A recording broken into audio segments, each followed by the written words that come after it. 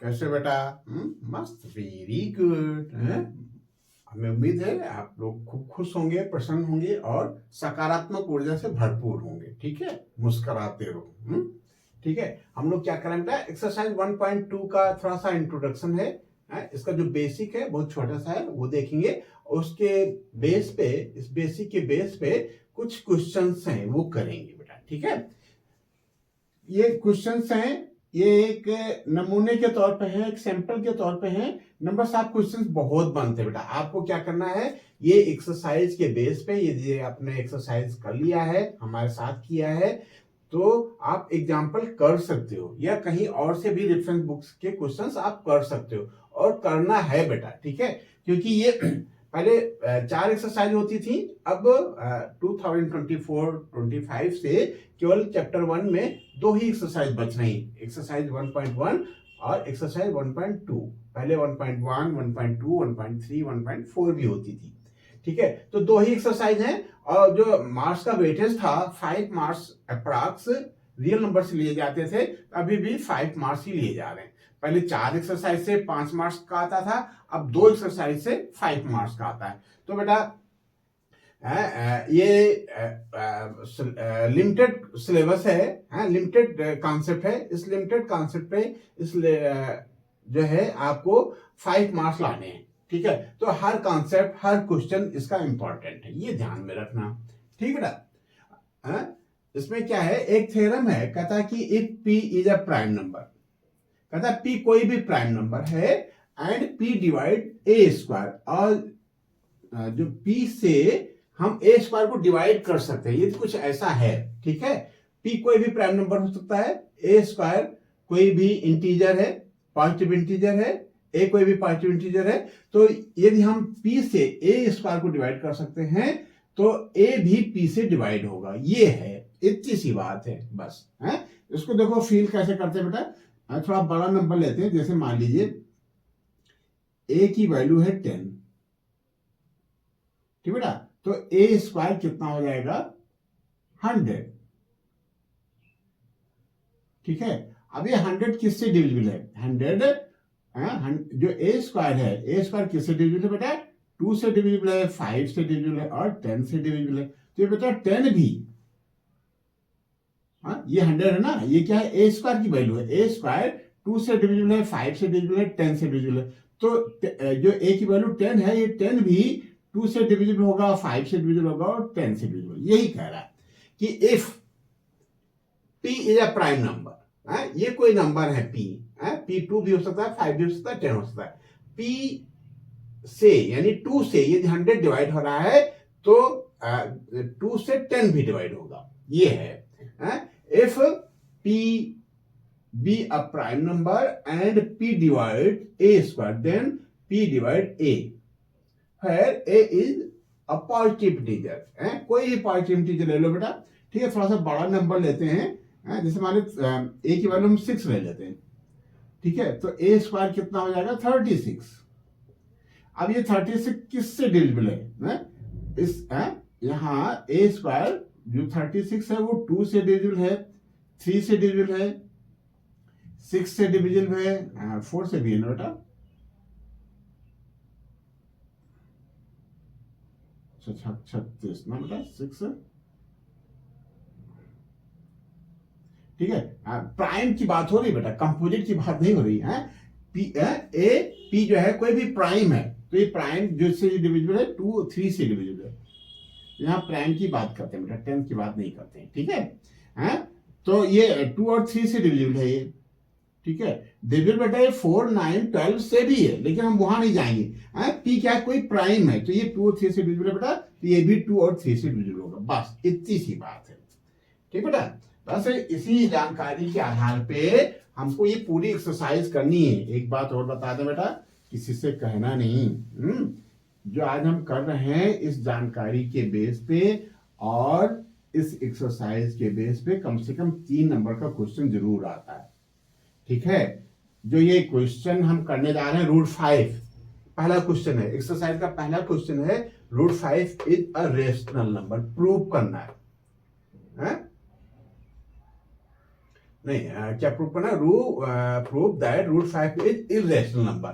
तो ऐसा क्वेश्चन एक हर बार आता है।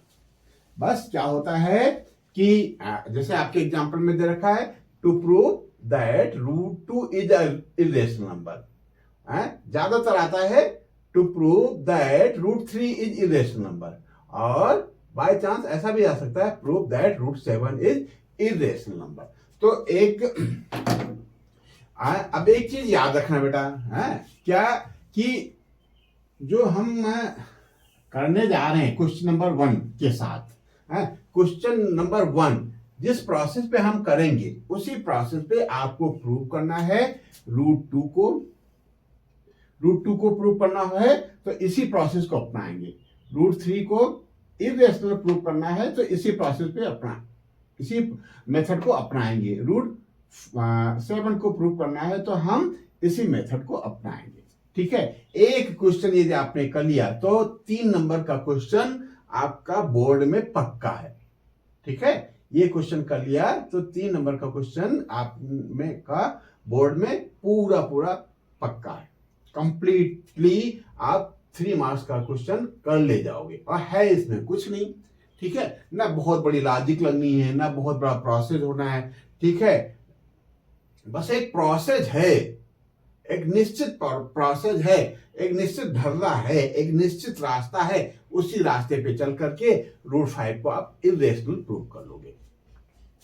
ठीक है, तो कभी कभी ये होता है ना कि कोई बहस कर लेता है कि ये ऐसे नहीं ऐसे है, तो उसमें क्या होता है, ये जुम कर लिया जाता है, चलो भाई तुम्हारी बात सही है, लेकिन यदि ये सही होगा तो सही की जो कसौटियां हैं, सही की जो कंडीशंस है, उस पर फॉलो होना चाहिए। तो आंसर 1 यदि हम कर रहे हैं, क्या है, टू प्रूव क्या प्रूव करना है, रूट 5 इज इरेशनल नंबर।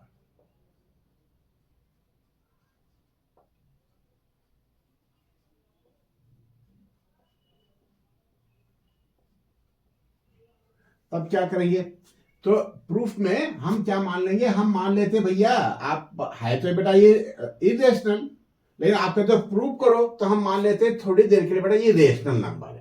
यदि यह रेशनल नंबर है तो रेशनल नंबर की जो प्रॉपर्टी है वो इस पे लागू होनी चाहिए।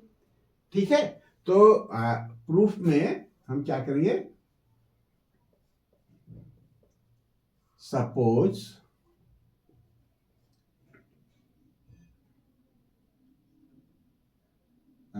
लिख लो या लेट लिख लो, कुछ भी लिख लो, let root 5 is a rational number. ठीक है, इरेशनल प्रूव करना है तो चलो ठीक है, हम मान लेते हैं थोड़ी देर के लिए ये रेशनल है। ठीक है, root 5 is rational number. Then अच्छा, यदि कोई नंबर रेशनल नंबर है तो उसको हम P/Q के फॉर्म का लिख सकते हैं, या A/B के फॉर्म का लिख सकते हैं, या R/S के फॉर्म का लिख सकते हैं। ये P क्या है, कोई इंटीजर है, Q क्या है, कोई इंटीजर है, A क्या है, कोई भी इंटीजर है, B क्या है, कोई भी इंटीजर है, R क्या है, कोई इंटीजर है, S कोई इंटीजर है। किसी भी फॉर्म का हम लिख सकते हैं, बस शर्त यह है कि Q जो डिनोमिनेटर है या B जो डिनोमिनेटर, जो S है वो क्या हो, 0 ना हो। तो लिखें, क्या लिखें बेटा, let root 5 is irrational number, then root 5 equal to कुछ भी लिख लो बेटा, R/S। ठीक है, where R and S is any integer।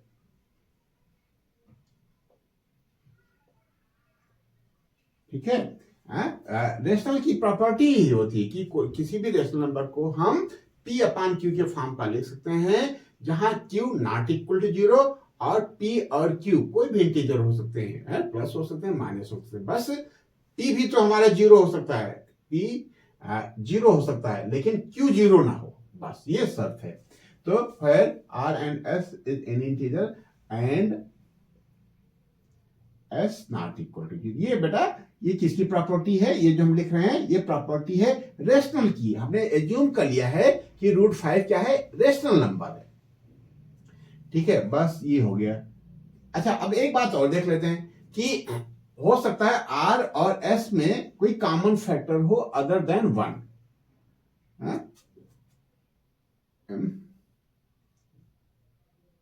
If हो सकता है और हो सकता ना भी हो, if R and S have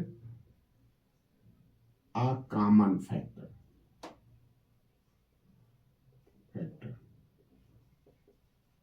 other than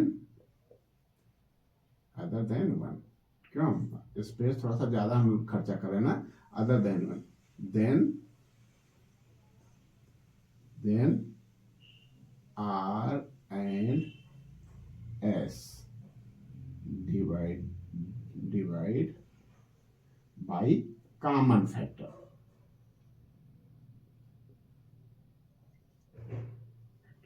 ठीक है, अब जब हम R को उस फैक्टर से डिवाइड करते हैं और S को उस फैक्टर से डिवाइड करते हैं तो नई सिचुएशन क्या हो जाती है, देन या नाउ क्या हो जाएगा बेटा, √5 इक्वल टू कोई अदर क्या बेटा, अदर इंटीजर आ जाएगा।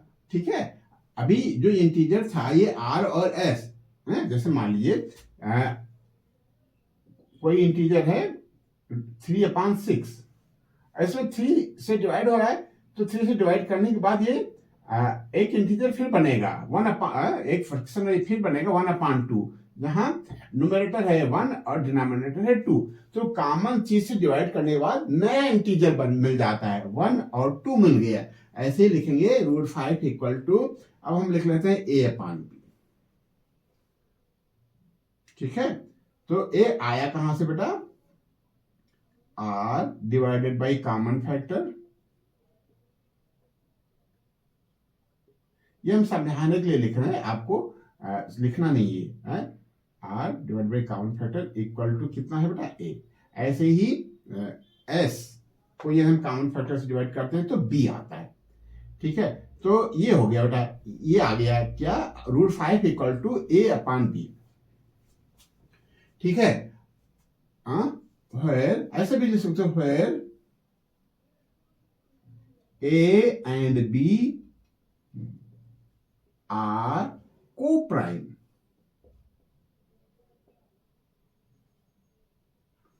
ठीक है, कहने का मतलब ये को-प्राइम क्या होते हैं, 2 या 2 से ज्यादा नंबर जिनमें कोई कॉमन फैक्टर ना हो, को-प्राइम कहलाते हैं बेटा। तो यही है, A और B में अब कोई कॉमन फैक्टर नहीं है। अब देखो, √5 को हमने मान लिया रेशनल नंबर, और रेशनल नंबर की ये कसौटी होती है, इनको सॉल्व करते करते हम इस निचोड़ पे पहुंचे हैं, इस स्टेप पे पहुंचे हैं कि √5 equal to A/B, where A and B are co-prime। बस यही इंपॉर्टेंट चीज है बेटा, क्या, √5 equal to A/B, where A and B are co-prime, where A and B are co-prime, यही इंपॉर्टेंट है बेटा। अभी जब हम इसको और आगे जाएंगे तब हम पाएंगे कि A और B कोई जो है को-प्राइम नहीं है, A और B का भी कॉमन फैक्टर है। ठीक बेटा, यहीं से समझते हो चलो कि हमको करना क्या है। अभी यहां क्या है बेटा, A और B को-प्राइम है, कोई कॉमन फैक्टर था उससे हमने डिवाइड कर दिया, तो R को उसी फैक्टर से डिवाइड किया तो A मिल गया, S को डिवाइड किया उसी कॉमन फैक्टर से तो B मिल गया, S को डिवाइड किया तो D मिल गया। अब ये क्या है बेटा, ये को-प्राइम है। लेकिन जब हम इसको रेशनल वाली प्रॉपर्टी से और आगे बढ़ते जाएंगे तो अंत में हम पाएंगे कि A और B को-प्राइम नहीं है। तो यहां है ये को-प्राइम है और अंत में आ जाएगा को-प्राइम नहीं है, तो एक कॉन्ट्राडिक्शन अराइज होगा, एक विरोधी बातें हो जाएंगी। यहां है कि ये को-प्राइम है और अंत में हम पाएंगे कि वो को-प्राइम नहीं है, तो विरोधी बातें होंगी। तो विरोधी बातें होंगी तो हम तुरंत कह देंगे this contradiction arise into our wrong assumption. हमने गलत मान लिया था। क्या गलत मान लिया था, कि √5 रेशनल है, हमारे गलत एजम्पशन के कारण ये कॉन्ट्राडिक्शन आया। क्या कॉन्ट्राडिक्शन आएगा? ये कोप्राइम है और हम लास्ट में देखेंगे कि ये कोप्राइम नहीं है, ए और बी कोप्राइम नहीं है। बस इसको हमको ध्यान रखना है, ठीक है। तो अब क्या करें?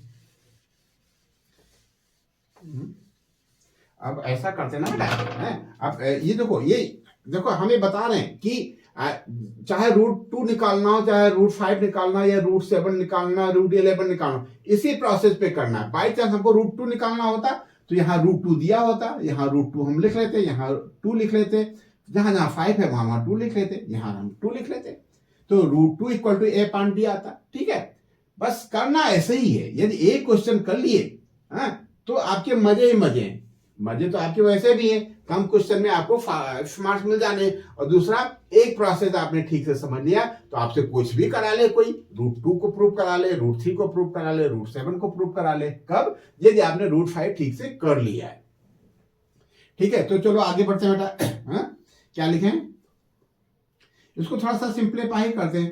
तो ऐसा करते हैं ना, a/b इधर लिख लेते हैं, शुरू ऐसे a/b = √5 और a = b√5। इसको एक इक्वेशन का नाम दे देते हैं 1। फिर लिखेंगे squaring both side, squaring both side. क्या हो जाएगा बेटा? ये हो जाएगा a² = b² × 5। अब यहां 5 अच्छा नहीं लगता है तो चाहो तो इसको 5 को आगे लिख लो। ठीक है, a² = 5b²। अब देखो यहां समझना बेटा, क्या a² = 5 × b²। इट्स मीन्स कि a² के जो फैक्टर्स हैं, इसके जो प्राइम्स फैक्टर हैं, उसमें 5 आता है और b आता है। ये समझना बेटा, ठीक है। उसको थोड़ा सा फील करना चाह रहे थे, तो कैसे करें? जैसे मैंने कोई भी नंबर ले लो, जनरल नंबर ले लो, ठीक है बेटा। जैसे मान लीजिए a = 2 × 5 आ जाए, या 2 × 5 आ जाए। ठीक है, तो a की वैल्यू क्या हो गई? a की वैल्यू इसका मतलब 10 हुआ, तो 10 की वैल्यू 2 × 5 आया है, 2 × 5 आया है। इसका मतलब जो है 10 2 से डिविजिबल है। बात समझना बेटा। ऐसे ही a² की value I 5 × b²।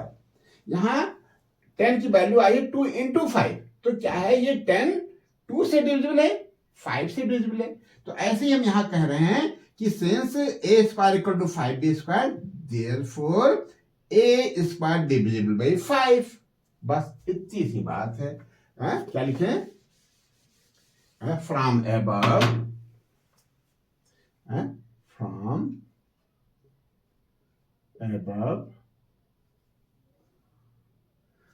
from above a² divisible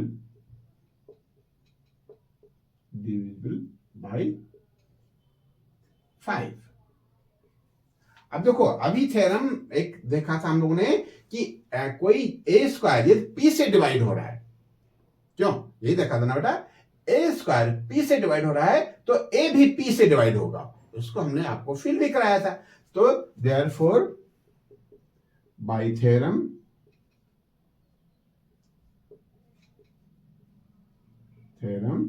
a also divided by 5। ये एक स्टेटमेंट ए हो गया। अब देखना बेटा, हमने पकड़ लिया, एक चीज पा गए कि ए जो है 5 से डिवाइड है, और यदि हम किसी तरीके से एन के एन प्रकार एनी हाउ यदि हम बी को भी ले लें कि बी भी डिवाइडेड है 5 से, तो एक कॉमन फैक्टर हो जाएगा ए और बी का 5। ठीक है, तो यही हम चाह रहे थे कि कॉमन फैक्टर आ जाए। क्यों? हमने यहां कह दिया है कि ए और बी को प्राइम है। यदि हम कॉमन फैक्टर ए का 5 आ गया है और बी का भी फैक्टर 5 आ जाए तो कॉमन फैक्टर 5 हो जाएगा, तो कंट्राडिक्शन अराइज होगा। हमको कंट्राडिक्शन अराइज ही करना है इस पूरे एक्सरसाइज में। ठीक है, तो ये हो गया बेटा। तो अब देखो ए स्क्वायर, ए क्या है, 5 से डिविजिबल है, ए 5 से डिविजिबल है। तो ए मान लो 10 5 से डिविजिबल है, तो ये 10 डिवाइडेड बाई 5 क्या आता है, 2। तो आप 10 को 5 इंटू 2 लिख सकते हो, क्यों बेटा।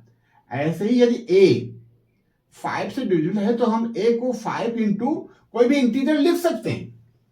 बात समझे ना बेटा, कि a 5 से डिविजिबल है, 10 5 से डिविजिबल है, तो 10 को हम लिख सकते हैं 5 इंटू 2। तो जैसे a 5 से डिविजिबल है तो हम a को लिख सकते हैं a इक्वल टू 5 इंटू कोई इंटीजर, जैसे यहाँ 2 है, 2 के यहाँ पे कुछ भी हो सकता है, कुछ भी हो सकता है बेटा है। जैसे मान लो 15 है तो 15 को हम लिख सकते हैं 5 इंटू 3, कब, जब 15 5 से डिविजिबल है। 20 है, 20 को हम लिख सकते हैं 5 इंटू 4, क्यों, क्योंकि 5 से डिविजिबल है 20। तो ऐसे ही हम लिख सकते हैं या सपोज कर सकते हैं या लेट कर सकते हैं, लेट सिंस, चाहे लिख लो, since a divided by 5 therefore let since क्या बेटा a डिविजिबल बाई 5। अच्छा, लिखने का, प्रेजेंट करने का ही मार्क्स है, इसमें है तो कुछ नहीं, जानते हैं हम सब है कि क्या है, लेकिन उसको प्रेजेंट कैसे करें। अब ये कम से कम बड़ा क्वेश्चन है बेटा, है बोर्ड के हिसाब से ये 3 मार्क्स का क्वेश्चन है, 3 मार्क्स का क्वेश्चन माने रखता है, इसलिए हम थोड़ा सा कायदे से लिखेंगे, है टू दी पॉइंट लिखेंगे, लेकिन जो जरूरी चीज है वो लिखेंगे जरूर, ठीक है। क्या लिखें बेटा, since a divided by 5 therefore let a equal to 5c, c एक एग्जाम्पल ले आते हैं। अब a की वैल्यू हम यहां इस इक्वेशन में डाल देते हैं। एक प्रोसेस है बेटा, यही प्रोसेस आपको हर क्वेश्चन के लिए करना है, चाहे √2 हो चाहे √3 हो, ठीक है। आपका जो एग्जाम्पल है इसी प्रोसेस पे आपको करना है। तो क्या लिखे बेटा, late a equal to 5c, ठीक है। Now substituting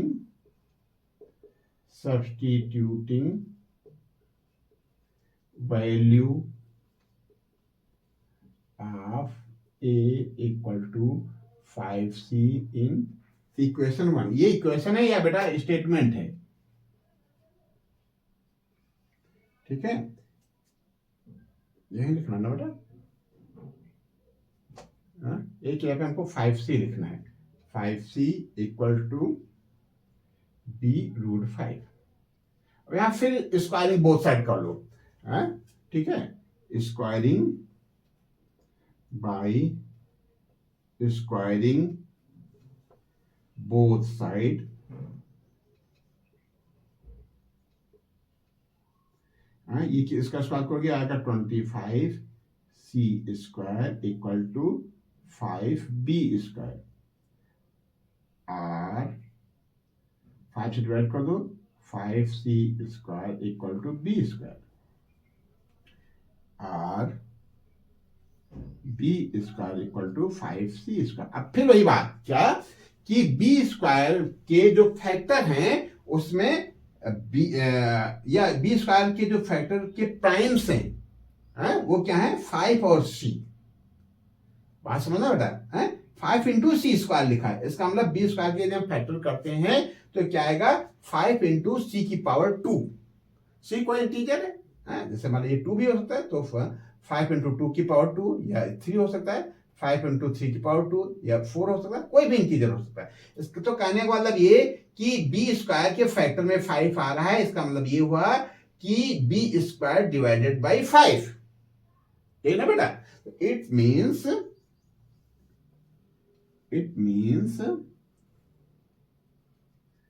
b square divided by b square divided by 5। Therefore by theorem का नाम ले लो, कि थ्योरम ने कहा था कि यदि पी ए स्क्वायर को डिवाइड करता है तो पी ए को भी डिवाइड करेगा। ये थ्योरम ने कहा था ना बेटा। तो bye theorem be also divided by 5। ठीक है, अब देखो यहां क्या है, ए, ध्यान देना बेटा, क्या है यहां, ए आल्सो डिवाइडेड बाई 5। यहां क्या आ गया, बी आल्सो डिवाइडेड बाई 5, और इसको स्टेटमेंट बी डाल दो। यहां कैपिटल ए है, ये है कैपिटल बी। अब देख लो भैया क्या, कि ए भी 5 से डिवाइड हो रहा है और बी भी 5 से डिवाइड हो रहा है। इसका मतलब ए और बी जो है कॉमन का कॉमन फैक्टर 5 है, और ए और बी को प्राइम नहीं है। और हमने यहां क्या मान के चला था कि ए और बी को प्राइम है। तो बस इसी चीज को लिखना है कि यहां कॉन्ट्राडिक्शन अराइज हुआ। कॉन्ट्राडिक्शन क्या है, कॉन्ट्राडिक्शन ये है कि हम तो ये मान के चल रहे थे कि ए और बी को प्राइम है, लेकिन ये आया तो बेटा लास्ट में कि ये को प्राइम नहीं है, इनका कॉमन फैक्टर है। thus it is clear by above, यहां से लिख लेते हैं ना, ये इतना रफ कर देते हैं। ठीक है, आप वीडियो पॉज करके बेटा नोट कर लेना बेटा। ठीक है, तो क्या लिखें,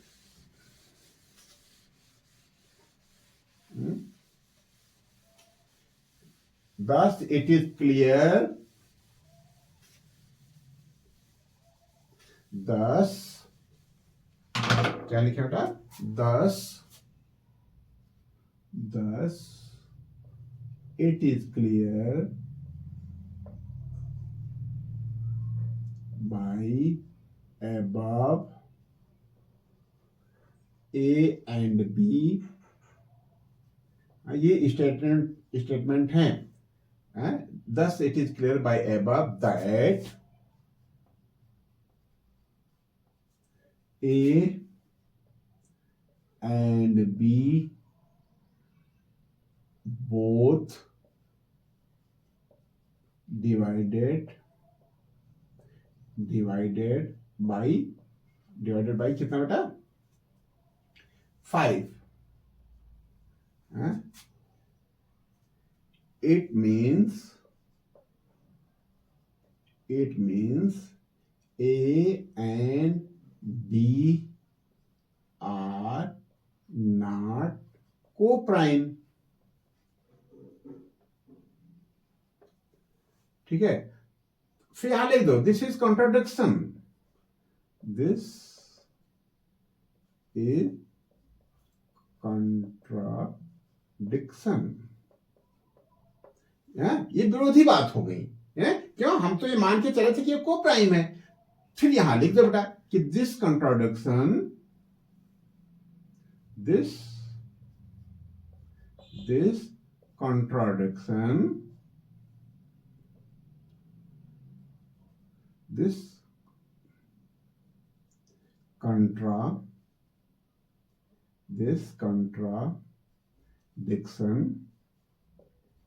arisen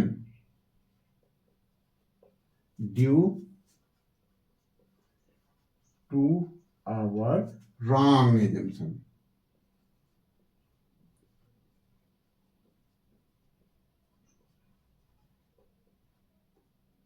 ठीक है, रॉन्ग एजम्पशन। ठीक है, ये जो कंट्राडिक्शन आया है ये हमारे गलत एजम्पशन क्या बेस पे आया। तो हमने एज्यूम क्या किया था, हमारा एजम्पशन क्या था कि √5 क्या है, रेशनल नंबर। तो 10 √5 इज रेशनल नंबर। ये हमारा गलत था, हमारा जो एजम्पशन था वो गलत था। इसका मतलब यही हुआ कि हम गलत डिसीजन ले लिए थे, हमने गलत मान लिया था। और है क्या है, ये जो हमने माना क्या था कि √5 रेशनल है, ये गलत है। इसलिए √5 क्या है, रेशनल है। या तो रेशनल होगा या तो इरेशनल है। तो ये बेटा रेशनल तो है नहीं, क्यों, रेशनल की कसौटी पे खरा उतरा नहीं। हम मान के चले थे बेटा ये ए और बी को प्राइम है, लेकिन लास्ट में से निकल गया कि ये नहीं, ये को प्राइम नहीं है, इनका कॉमन फैक्टर है। तो 10 या हैंस √5 is a आ नहीं कहेंगे ना, इरेशनल, इज इरेशनल,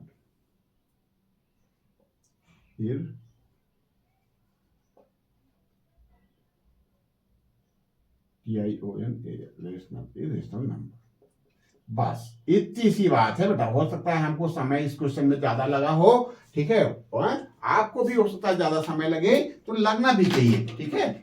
क्यों? क्योंकि ये बेटा 3 मार्क्स का क्वेश्चन है, और आगे हम देखेंगे जो मार्क्स के क्वेश्चन हैं, हर क्वेश्चन पे जितने मार्क्स का क्वेश्चन है उसका 2 टाइम हमको समय देना है, उतने मिनट। क्यों बेटा? क्योंकि 80 मार्क्स का क्वेश्चन होता है। क्यों? कितने मार्क्स का क्वेश्चन होता है? 80 मार्क्स के, और टाइम कितना दिया होता है? 3 आवर। तो बेटा टाइम ये खैर बाद में बताना चाहिए था, लेकिन चलो अभी देख लेते हैं। 80 मार्क्स को करना है आपको 3 आवर, मतलब 180 मिनट में। तो 1 मार्क्स का क्वेश्चन आपको कितने देर में करना चाहिए? 180/80 मिनट में।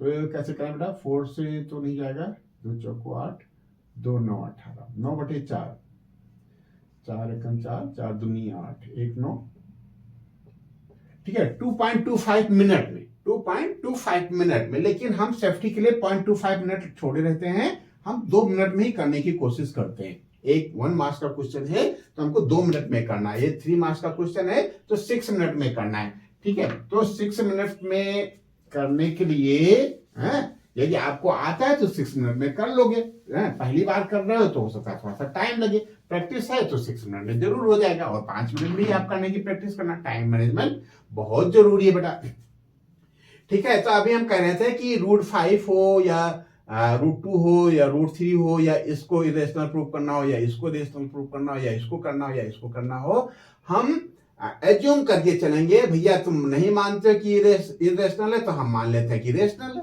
ठीक है। आप ही की बात सही। फिर यदि ये रेशनल है तो रेशनल की प्रॉपर्टी पे, रेशनल की गुणवत्ता पे ये खरा उतरना चाहिए। यदि ये खरा नहीं उतर रहा है तो इसका मतलब ये हुआ कि ये इरेशनल है। बस इतनी सी बात है।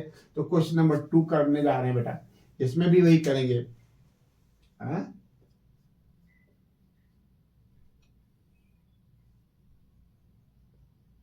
क्या करेंगे? क्या प्रूव करना है? To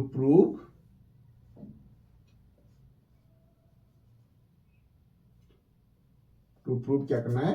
3 + 2√5 is irrational,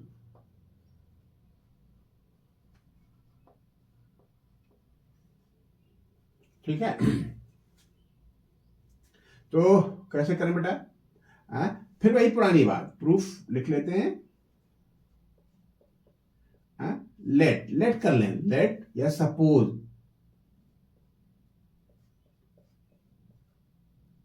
suppose 3 + 2√5 is a rational number,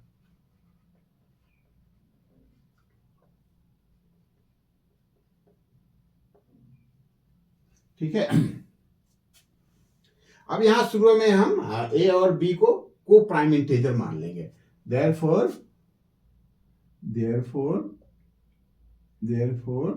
we can write, ये क्या बेटा? ये रेशनल हमने मान लिया, तो हम इसको 3 + 2√5 = A/B लिख सकते हैं। where लिख लो यहां बेटा, where यही बता देते हैं कि ये को प्राइम है। where A and B are co-prime, ठीक है। ये कोई इंटीजर है, ए पॉजिटिव इंटीजर है, ए और बी, कोई भी इंटीजर है, ए और बी कोई इंटीजर है, और ए और बी क्या बेटा? को प्राइम भी है, मतलब इनका कोई कॉमन फैक्टर नहीं है। And b not equal to 0, ठीक है। ये तो हो गया शॉर्ट में। अब इसी को हम आगे बढ़ाएंगे, तो इसको हम लिख सकते हैं आर, अभी 3 को उधर ट्रांसफर कर दो, 2√5 = A/B - 3, समझना बेटा, ठीक है। और √5 इसको थोड़ा सा क्या करते हैं, एलसीएम ले लेते हैं। एलसीएम क्या आ जाएगा बेटा, बी आ जाएगा है। यहाँ ए है -3b और √5 इक्वल टू 2 इधर ट्रांसफर कर दो तो डिनोमिनेटर में आ जाएगा a -3b अपॉन 2b।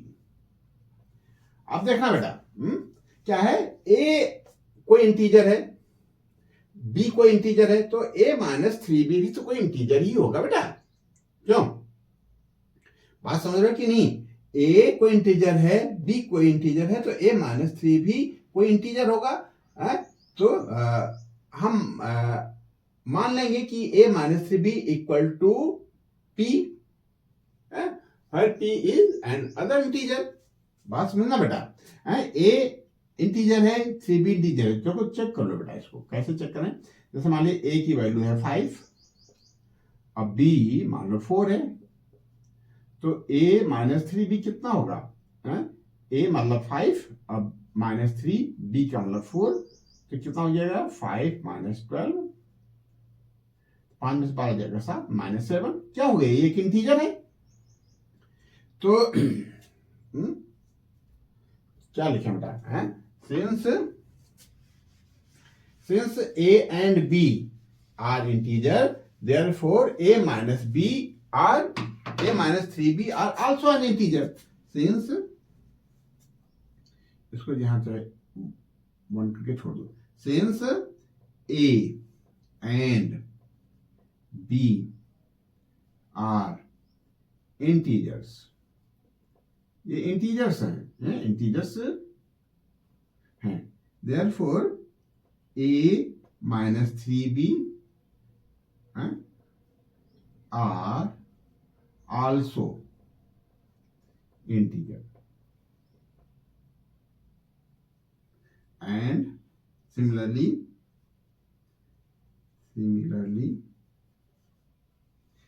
क्या होता है? 2b is integer. क्या बेटा? b कोई भी इंटीजर है, कुछ भी ले लो बेटा, 0 को छोड़ करके।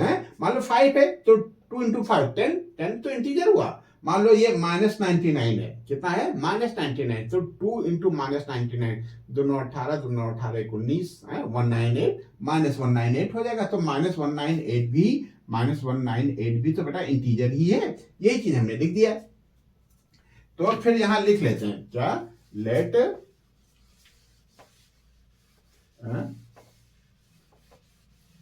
क्या लिखे हैं? Late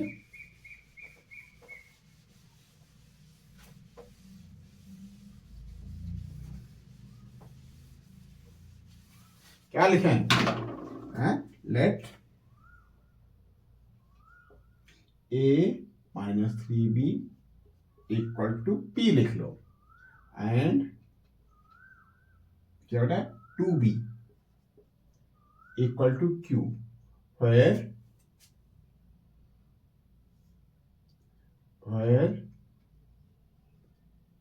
p and q are other। इसकी वैल्यू है बेटा, a -3b की वैल्यू p है और 2b की वैल्यू q है, where p and q are other integer। ठीक है। तो therefore from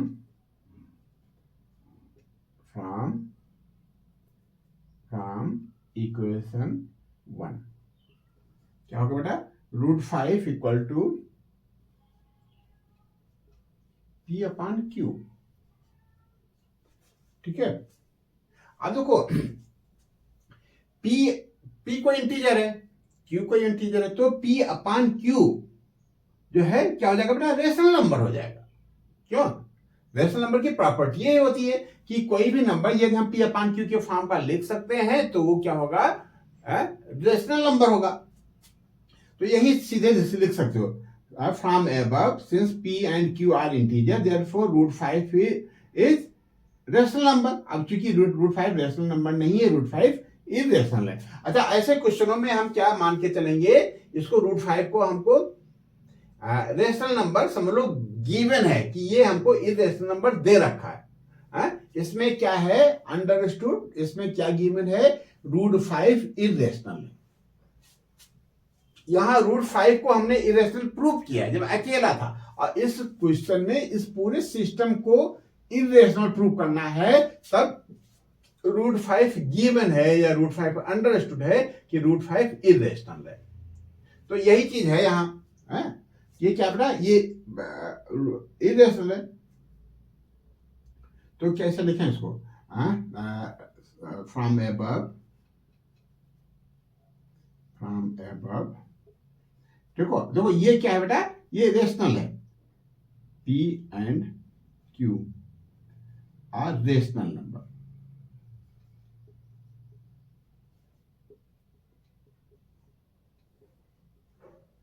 बट इसमें समझना बेटा √5 इज इरेशनल, ये हमको अंडरस्टूड है कि √5 इरेशनल है, लेकिन √5 की जो वैल्यू आई वो P/Q के फॉर्म क्या आ गई, और P क्या है बेटा, इंटीजर है, Q क्या है, इंटीजर है अदर देन 0। इसका मतलब ये हुआ कि √5 को क्या होना चाहिए, रेशनल होना चाहिए, बट √5 क्या है, इरेशनल। इरेशनल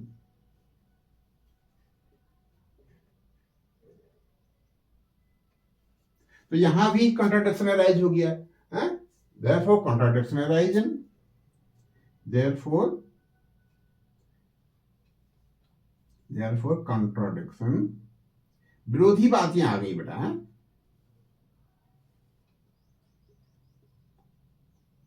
एराइजन, ठीक है, कॉन्ट्राडिक्शन आ गया बेटा, और ये कॉन्ट्राडिक्शन आया है due to our wrong assumption. ठीक है बेटा, क्या लिखे, दिस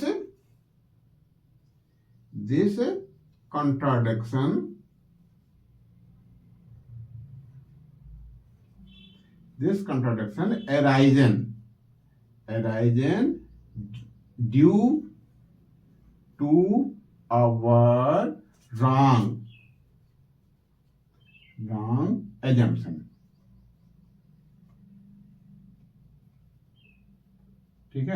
ठीक है, बस इसके नीचे और लिख लेना 10 3 + 2 √5 इज इरेशनल। इसके बाद जस्ट इसके बाद क्या लिखना है बेटा, जस्ट इसके बाद लिखना है 10 3 + 2 √5 इज इरेशनल।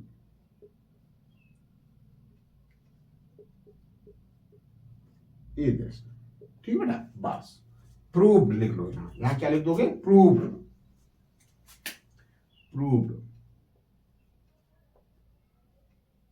बस ठीक है, तो इस तरीके से क्वेश्चन नंबर 2 हो गया। अब क्वेश्चन नंबर 2 जैसे किया था बेटा वैसे ही ये आएगा।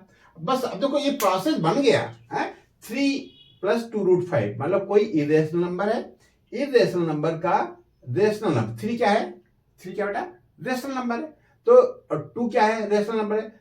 इरेशनल नंबर का जब हम रेशनल नंबर के कॉम्बिनेशन बनाते हैं के साथ, तो रिजल्ट जो आता है वो इरेशनल होता है। 1 क्या है बेटा, 1 क्या है, 1 है रेशनल नंबर, √2 क्या है, इरेशनल नंबर। तो जब हम 1 और √2 का कॉम्बिनेशन बनाएंगे तो इरेशनल नंबर हो जाएगा। ठीक है, ऐसे ही यहां बेटा 7 क्या है, रेशनल है, यह है इरेशनल। तो इरेशनल और रेशनल का जो कॉम्बिनेशन होता है बेटा इरेशनल होता है। ठीक है, तो जैसे हमने ये किया है बेटा वैसे ही ये हो जाएगा। ये क्वेश्चन आपको करना है बेटा, बिल्कुल सेम प्रोसेस पे करना है। ये क्वेश्चन हम लोग और देख लेते हैं। ठीक है, क्वेश्चन नंबर 3,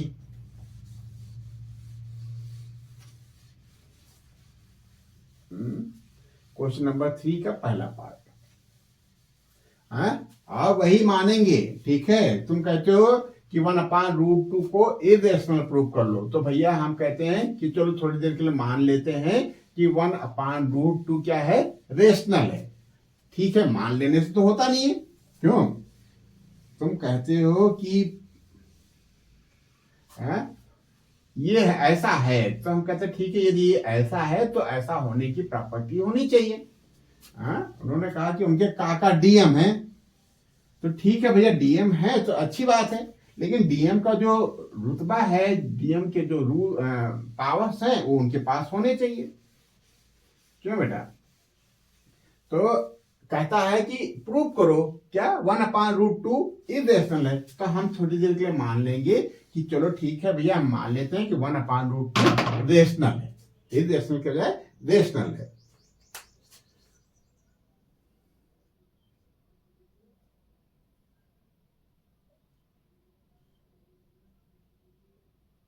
क्या फर्स्ट वर्ड क्या लिखा है? टू प्रूव, प्रूव करना है। क्या करना है? प्रूव करना है, टू प्रूव।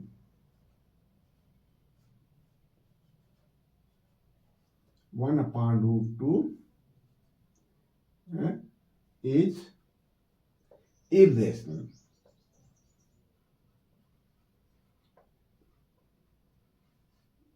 ठीक है।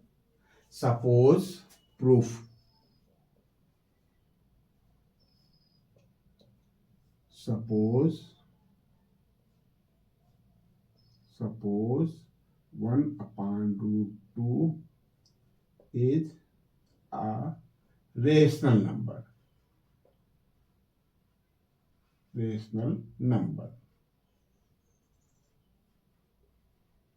therefore 1/√2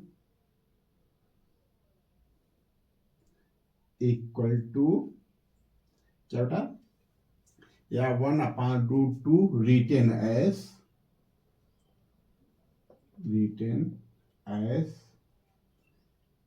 क्या? P upon Q। चलो P upon Q ले लेते हैं। where P and Q are any integers, कोई भी इंटीजर्स हैं ये,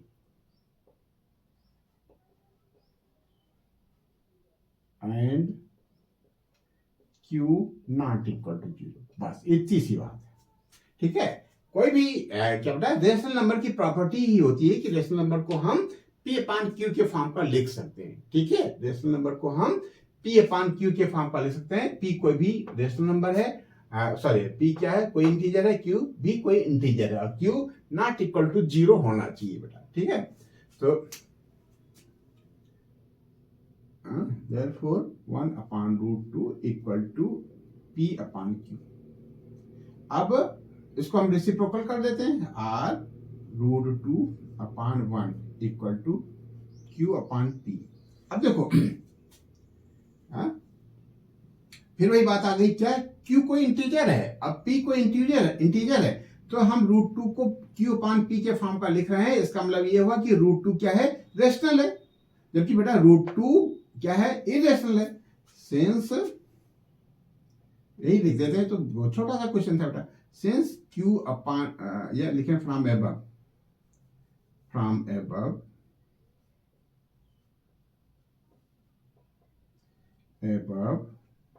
Q upon P is a rational number।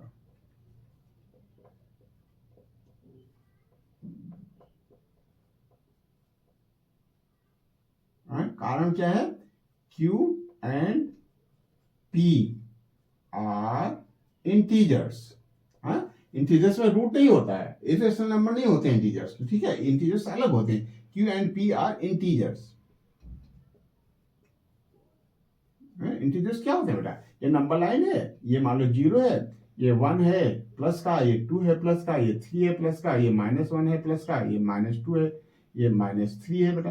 तो ये सारे नंबर ये नेगेटिव इंटीजर्स कहलाते हैं, ये पॉजिटिव इंटीजर्स कहलाते हैं, ये न्यूट्रल कहलाता है। तो ये इंटीजर हैं, ये Q और P कोई इंटीजर है जहां Q जो है 0 नहीं है। अब यहाँ P 0 नहीं हो जाएगा। ठीक है। तो from above Q upon P is a rational number, but तुरंत कहो √2 क्या है? Is irrational number, irrational number. अब देखो यहां फिर कंट्राडिक्शन आ गया।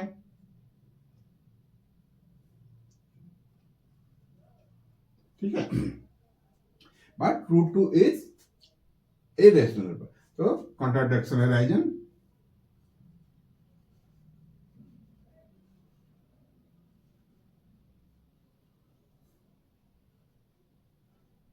कंट्राडिक्शन आ गया, विरोधी बातें आ गई। मान के तो चले थे कि √2 नहीं, मान के क्या चले थे, ये √2 क्या होता है बेटा, √2 इरेशनल नंबर होता है। √2 क्या होता है, इरेशनल नंबर। लेकिन यहां आ गया ये रेशनल नंबर के फॉर्म का आ गया। ये रेशनल है तो ये भी रेशनल होना चाहिए, लेकिन ये रेशनल है नहीं, तो कंट्राडिक्शन अराइज हुआ। तो ये कंट्राडिक्शन क्यों आया, दिस कंट्राडिक्शन अराइज इन, क्या लिखेंगे बेटा, दिस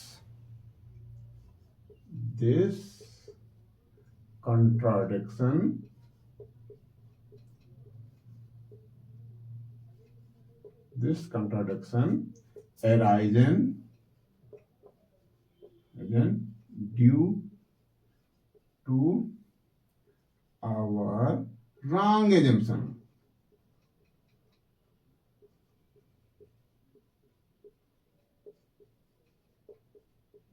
Thus हमने क्या माना था, हमने माना था कि भैया ये क्या है, रेशनल नंबर है। 10 1/√2 इज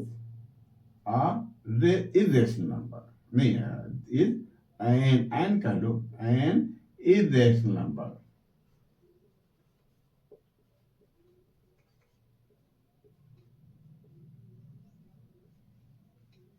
ये हो गया बेटा, बस प्रूव लिख दो, प्रूव शान से लिखो बेटा, प्रूव।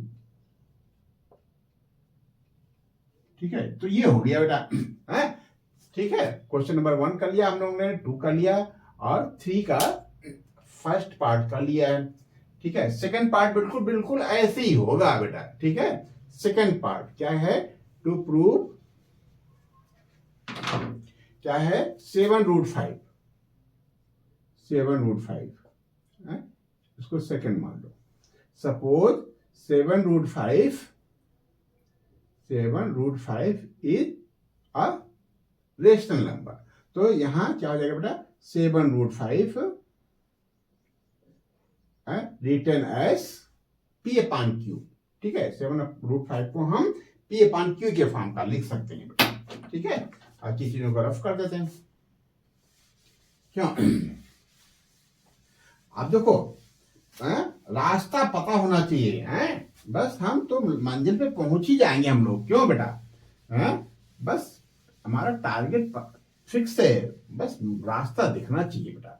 ठीक है, टारगेट क्या फिक्स है भैया, इसको बताना है कि ये क्या है, इरेशनल है, तो किस तरीके से बताना है वो हमको आना चाहिए। तो ये तो बेटा कॉमन बात है, कैसे भी हो, प्लस वाला हो या माइनस वाला हो, मल्टीप्लाई हो या डिवाइड हो, आप ये समझ लो, यदि कोई इरेशनल नंबर है, इरेशनल नंबर के साथ यदि हम रेशनल नंबर को प्लस करते हैं तो जो रिजल्ट आएगा वो इरेशनल होगा। इरेशनल नंबर के साथ रेशनल नंबर को यदि हम माइनस करते हैं तो रिजल्ट जो होगा वो इरेशनल होगा। इरेशनल के साथ रेशनल नंबर को यदि हम मल्टीप्लाई करते हैं तो रिजल्ट होगा इरेशनल। यदि हम इरेशनल के साथ रेशनल नंबर को डिवाइड करते हैं तो रिजल्ट होगा इरेशनल। यहां डिवाइड किया था, ये रेशनल था, ये इरेशनल था, डिवाइड था, तो रिजल्ट क्या आया था, इरेशनल। ये 7 क्या है, रेशनल है, √5 क्या है, इरेशनल, तो इनका कॉम्बिनेशन जो है, इनका जो मल्टीप्लिकेशन है वो भी इरेशनल आएगा। ठीक है, ये इरेशनल है, इसका कॉम्बिनेशन, ये भी कॉम्बिनेशन इरेशनल होगा। तो जैसे हमने ये प्रूव किया था बेटा, सेम पैटर्न पे आप इसको करोगे और कमेंट में हमको बताओगे कि आपने कर लिया है। ठीक है, कमेंट में आप बताओगे कि हमको, आप देख रहे हो और रुचिपूर्वक देख रहे हो। ठीक है, आपको थोड़ा बहुत इंटरेस्ट है तो आप इसको करोगे, खुद करोगे, क्योंकि हम नहीं करने वाले यहाँ। ठीक है, खुद करोगे और हमको बताओगे सर हमने कंप्लीट किया है, सर डन। ठीक है, कमेंट में आप लिखोगे बेटा। ठीक है, देखते हैं कौन कौन लिखता है। ठीक है, तो क्या हो गया, suppose 7√5 is a rational number, तो 7.5 को हम P/Q के फॉर्म का लिख सकते हैं। ठीक है, अब फिर वही बात ले जाओ, R√5 इक्वल टू, या 7√5 equal to P/Q, R√5 equal to P/7Q। अब देखो, P कोई इंटीजर है, Q कोई इंटीजर, तो 7Q भी तो कोई इंटीजर होगा। लेट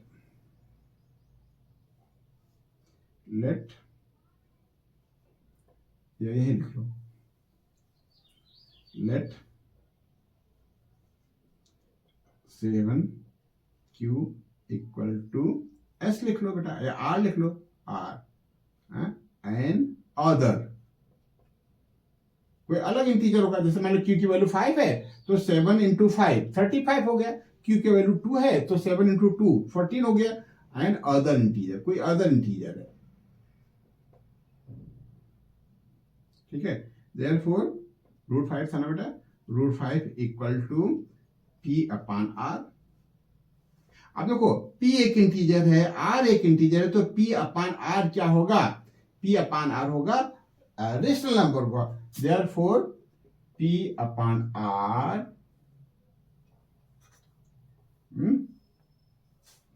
या लिख लो, सिंस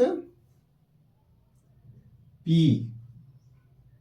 एंड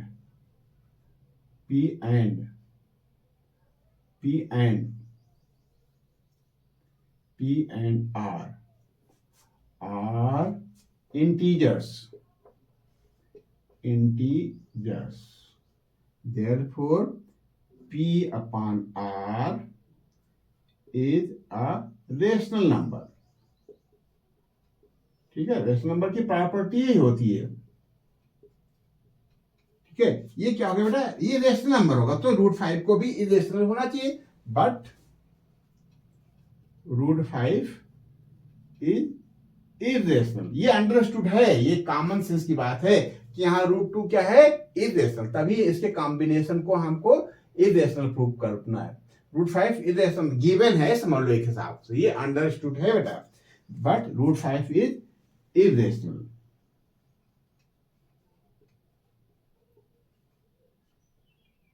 तो contradiction arisen 10, contradiction arisen, contradiction आ गया, विरोधी बातें आ गई।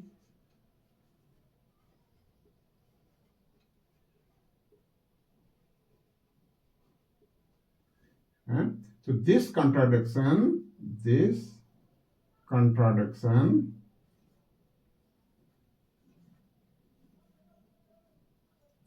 arisen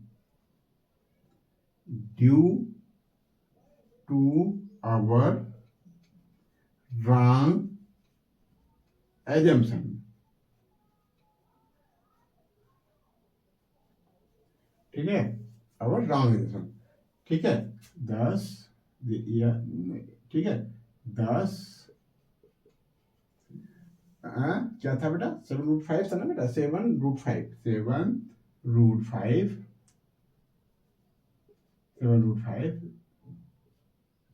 इज इरेशनल,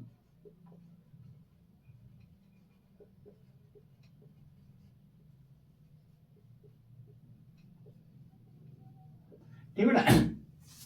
हम ये मान के चले थे कि 7 रूट 5 रेशनल है, तो इस एजम्पशन के बेस पे जब हम करते करते आगे बढ़े तो रूट 5 रेशनल दिखने लगा। रूट 5 की वैल्यू p अपॉन r आ गई, और p अपॉन r क्या है, p और r इंटीजर्स है, तो ये p अपॉन r क्या हो गया, रेशनल हो गया।